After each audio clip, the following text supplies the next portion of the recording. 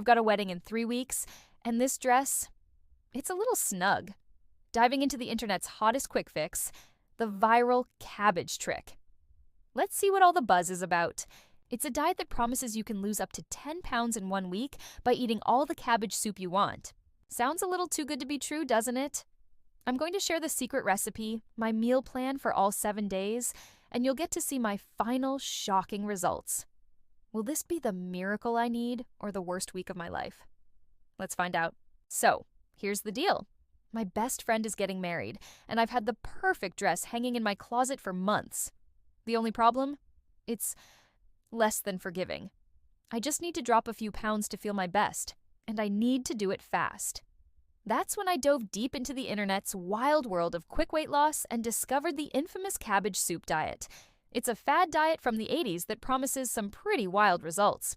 The idea is brutally simple. For 7 days, your primary food source is a specific, super low-calorie cabbage soup.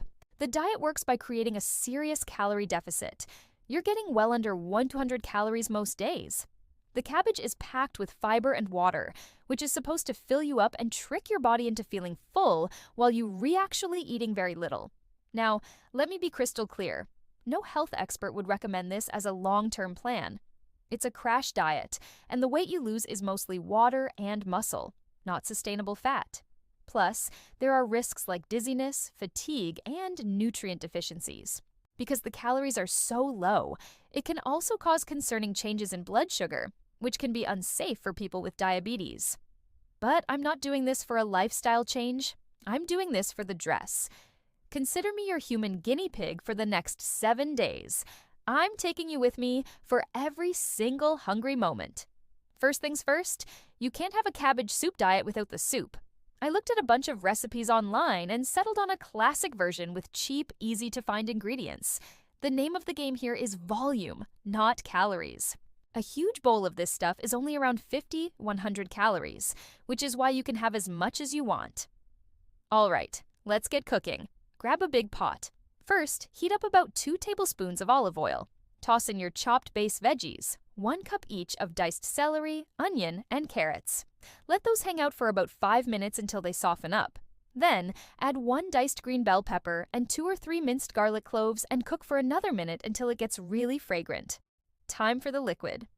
Pour in 4 cups of chicken or vegetable broth and a 14-ounce can of diced tomatoes.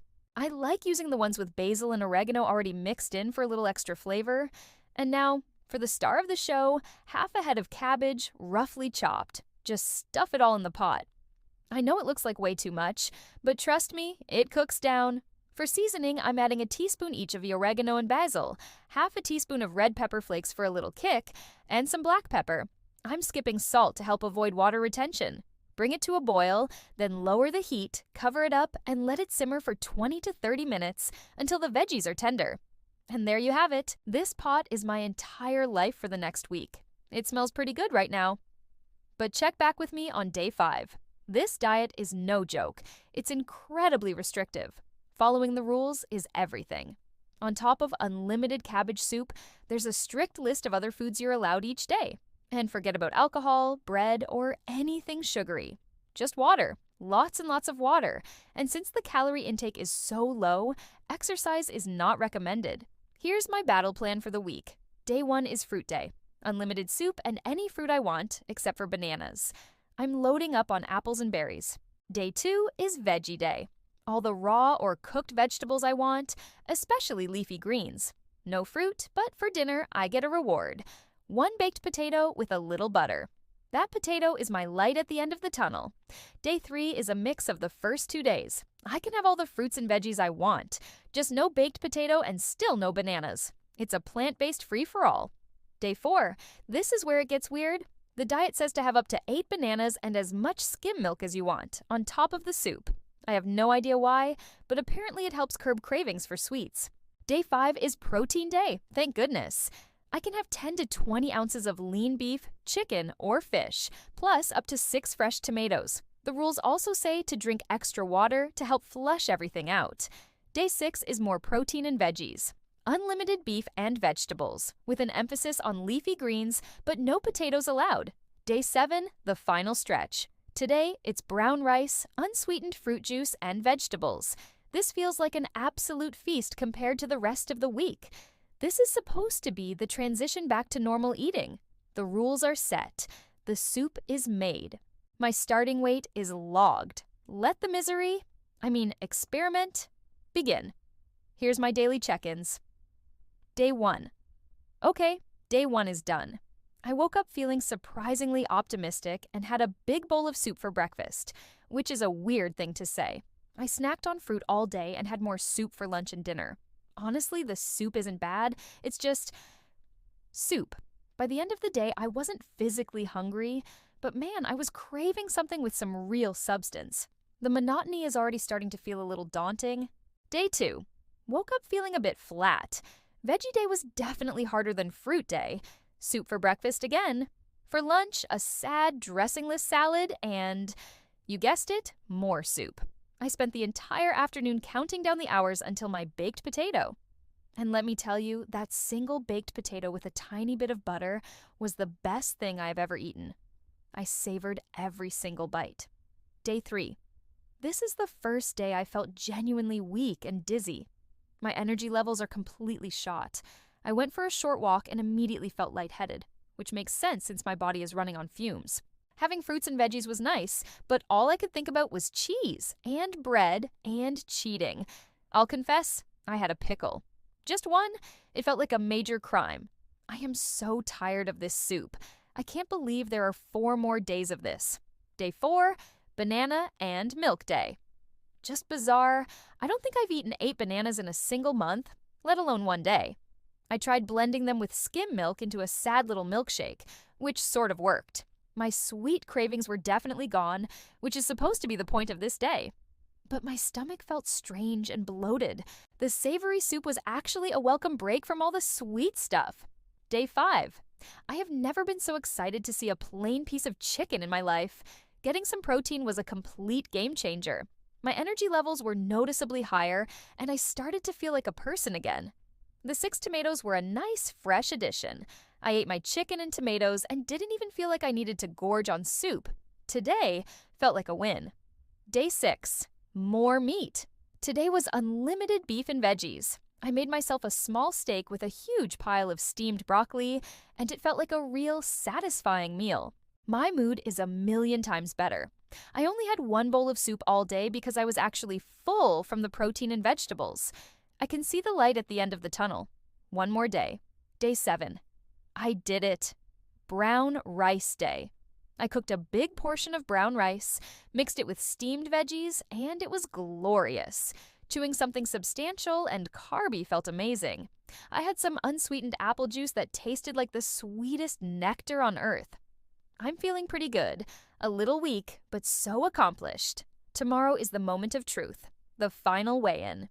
All right, we're almost at the finish line, and the results are next. If you found this little experiment fascinating, or if you've ever put yourself through a crazy diet, let me know about it in the comments. And if you want to see what other shenanigans I get into, make sure you hit that subscribe button and ring the bell so you don't miss the next video. Now for the big reveal, the shocking results. All right, the time has come. 7 days of cabbage soup, weird food rules, and intense cravings all come down to this moment. Not gonna lie, my heart is pounding a little. I stepped on the scale 1 week ago, and my starting weight was 158.4 pounds. My dream goal for the dress was to get close to 150. The diet promises a loss of up to 10 pounds. So, did it actually work? I closed my eyes, took a deep breath, and stepped on the scale. The final number, 149.2 pounds. I lost 9.2 pounds in 1 week. I honestly cannot believe it. I was so skeptical. And while I know this diet has never been clinically studied to confirm its effectiveness, the number on that scale doesn't lie. I lost over 9 pounds. The before and after photos are pretty wild, especially around my face and waist. I'm way less bloated and I feel so much lighter. And the dress? It fits perfectly. So on paper, this was a huge success. But that's not the whole story. My conclusion, final thoughts, and the verdict. So the million-dollar question, was it worth it? And would I actually recommend the cabbage soup diet? My answer is Complicated? Yes. I lost 9.2 pounds, and I get to wear my dress to the wedding. For a short-term, last resort goal, it did exactly what it promised. But let's be realistic here. This was one of the toughest weeks ever. I was tired, irritable, and obsessed with food. And health experts are right. Most of this weight loss is just water, and maybe even some muscle, not actual fat. It's a temporary fix, and I fully expect to gain at least half of it back once I start eating normally again. This diet is not sustainable, and it's definitely not a healthy long-term plan. It's missing key nutrients, and living on so few calories can make you feel awful. Some research suggests that severely restricting calories can even slow down your metabolism over time, making it harder to keep weight off in the future. My final verdict? The cabbage trick is exactly that, a trick. It's a powerful tool if you have a specific short-term goal like I did. But it is not a solution for long-term weight loss or a healthy lifestyle. The real work starts now, trying to build balanced, sustainable habits, so I don't have to go through a week of cabbage-fueled misery ever again. For now, though, I'm going to go enjoy this wedding, feeling a whole lot more confident. What's the craziest diet you've ever tried? Share your stories down in the comments below. I would love to read them. Thank you so much for coming along on this wild ride with me. Don't forget to like this video if you found it entertaining and subscribe for more adventures. I'll see you in the next one.